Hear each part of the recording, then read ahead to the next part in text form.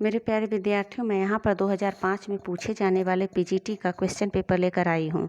तो पहला क्वेश्चन से स्टार्ट करते हैं। ज़्यादा समय आप लोगों का वेस्ट न करते हुए सीधे क्वेश्चन पर आते हैं। जगदीश गुप्त को 1997 में किस सम्मान से विभूषित किया गया? तो भारत भारती सम्मान से विभूषित किया गया था। नरेश मेहता को ज्ञानपीठ पुरस्कार किस रचना पर प्राप्त हुआ? तो संपूर्ण रचना कर्म पर प्राप्त हुआ। निम्नांकित में से कौन सा काव्य संग्रह ज्ञेय जी का नहीं है? तो सीढ़ियों पर धूप, ये वाला काव्य संग्रह ज्ञेय जी का नहीं है। आगे का क्वेश्चन देखिए। प्रगतिवाद के जन्म में किसका योगदान है? तो तीनों लोगों का योगदान है। यानी ऊपर छायावादी, रोमानियत एवं पलायनवादी प्रवृत्ति का है, प्रगतिशील लेखक संघ की स्थापना का है और मार्क्सवादी प्रभाव। उपर्युक्त सभी यानी ऑप्शन नंबर 4 सही होगा। आगे का क्वेश्चन देखिए। किस कवि की रचनाओं में छायावाद का पूर्वाभास संकलित हुआ? मुकुटधर पांडे जी का। निम्नांकित में से सिद्ध साहित्य के विषय में कौन सा कथन सत्य नहीं है? कौन सा कथन सत्य नहीं है? तो सिद्ध साहित्य का प्रणयन पिंगल भाषा में हुआ, ये बिल्कुल भी सत्य नहीं है, ये गलत है। लखनऊ में आयोजित प्रगतिशील लेखक संघ के प्रथम अधिवेशन की अध्यक्षता की थी? प्रेमचंद्र जी ने की थी। ओके, आगे आइए, अगला क्वेश्चन देखते हैं।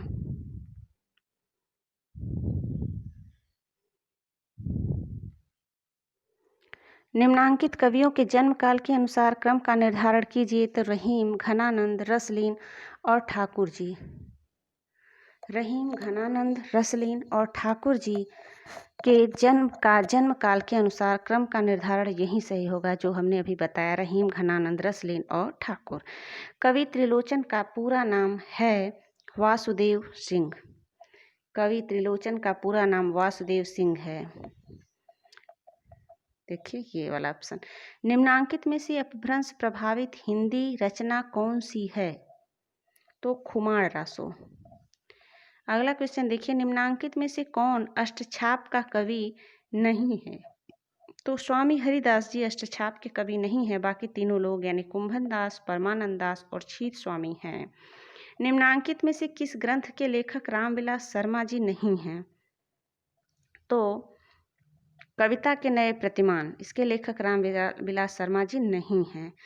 कविता करके तुलसी न लसें, कविता लसीपा तुलसी की कला, यह प्रशंसा परक उक्ति किसने लिखी है? तो अयोध्या सिंह उपाध्याय हरिऔध जी ने लिखी है।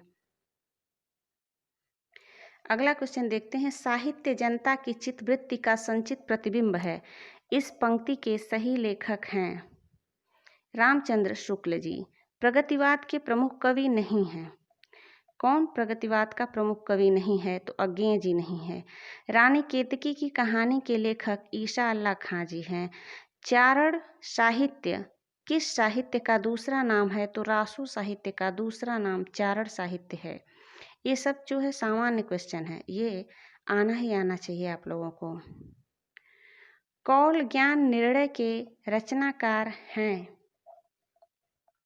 गोपीचंद। ठीक है, गोपीचंद जी हैं। घनानंद रीति काव्य की किस धारा के कवि हैं? रीति मुक्त कवि हैं। भ्रमर गीत का मूल स्रोत है? भ्रमर गीत का मूल स्रोत श्रीमद् भागवत का 10वां स्कंद है। रामचरितमानस से किस संवाद का संबंध नहीं है? राम सीता संवाद का संबंध नहीं है। चाक उपन्यास की लेखिका कौन है? मैत्रेयी पुष्पा। तार सप्तक में कौन सा कवि सम्मिलित नहीं है? रघुवीर सहाय जी सम्मिलित नहीं है। हिंदी के प्रथम पत्र उदंत मार्तंड के संपादक थे बाबू युगल किशोर। जहांगीर जस चंद्रिका के रचनाकार हैं आचार्य केशवदास।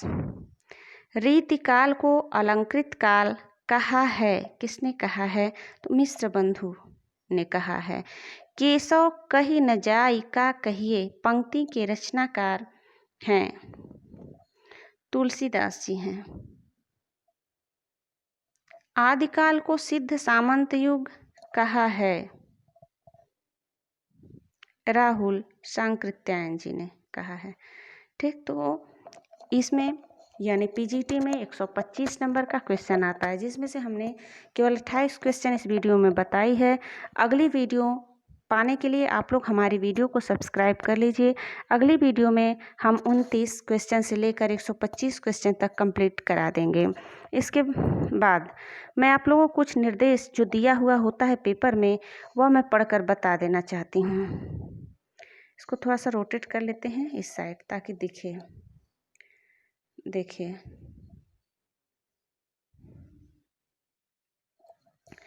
अभ्यर्थी अपना अनुक्रमांक केवल आवरण पृष्ठ तथा प्रश्न पुस्तिका के साथ दिए गए उत्तर पत्रक के निर्दिष्ट स्थान पर लिखेंगे, अन्यत्र कहीं नहीं।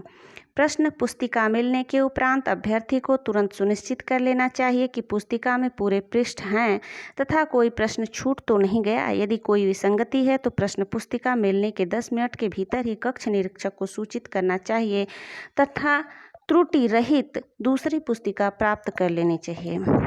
इसमें जो भी निर्देश है वह जो पेपर में आने वाले निर्देश होते हैं ना, ऊपर ही पेज पर ही दिया होता है। मैं उसी को यहाँ पर पढ़ रही हूँ, पढ़कर आप लोगों को बता रही हूँ। देखिए, प्रश्न पुस्तिका में किसी विसंगति के अतिरिक्त किसी भी स्थिति में अभ्यर्थी को कोई दूसरी प्रश्न पुस्तिका नहीं दी जाएगी। अभ्यर्थी को प्रश्न पुस्तिका को उपयोग में लाने और उत्तर पत्रक को पूरित करने में सावधानी बरतनी चाहिए। देखिए, यहाँ मैं मोबाइल से वीडियो बना रही हूँ और बहुत छोटे छोटे अक्षर आ रहे हैं, जिसके कारण मैं अंडरलाइन नहीं कर लें, क्योंकि अंडरलाइन करूँगी तो दूसरी लाइन से वो मिल जाएगा, तो थोड़ा सा दिक्कत होगी अंडरलाइन करने में, इसलिए मैं पढ़कर सुना दे रही हूँ। आप लोग इसका स्क्रीनशॉट ले लीजिए और इसको फिर से पढ़ लीजिए। अभ्यर्थी को कुल 125 प्रश्नों के ही उत्तर देने हैं। सभी प्रश्न अनिवार्य हैं। गलत उत्तर के लिए नकारात्मक अंक नहीं दिए जाएंगे। इस बात को याद कर लीजिए कि नकारात्मक अंक नहीं मिलेंगे इसमें। अभ्यर्थी उत्तर पत्रक में उस प्रश्न संख्या के सामने दिए गए 4 विकल्पों में से एक सही विकल्प को उत्तर पत्रक में दिए गए निर्देशानुसार भरें। केवल उत्तर पत्रक का ही मूल्यांकन होगा। किसी भी परिस्थिति में प्रश्न पुस्तिका का कोई भी कागज अलग नहीं करना है। अभ्यर्थी परीक्षा भवन में प्रवेश पत्र के अतिरिक्त सादा या लिखा कोई अन्य कागज नहीं लाएंगे। यदि कोई अभ्यर्थी कोई अतिरिक्त कागज, नोट पुस्तक, calculator, slide rule, mobile phone आदि अपने साथ परीक्षा भवन में रखे पाया जाता है तो वह अनुचित साधन प्रयोग के अंतर्गत दंडित किया जाएगा। प्रश्न पुस्तिका के अंत में रफ कार्य हेतु लगे कागज का प्रयोग रफ कार्य हेतु किया जा सकता है। केवल नीला या काला बॉल पेन उत्तर भरने के लिए प्रयोग करें। यह तो रहा इसका निर्देश। तो इस वीडियो को मैं यहीं पर बंद करती हूँ। आप लोग सब्सक्राइब कर लीजिए ताकि आप लोगों को अच्छी अच्छी वीडियो प्राप्त होती रहे। ओके।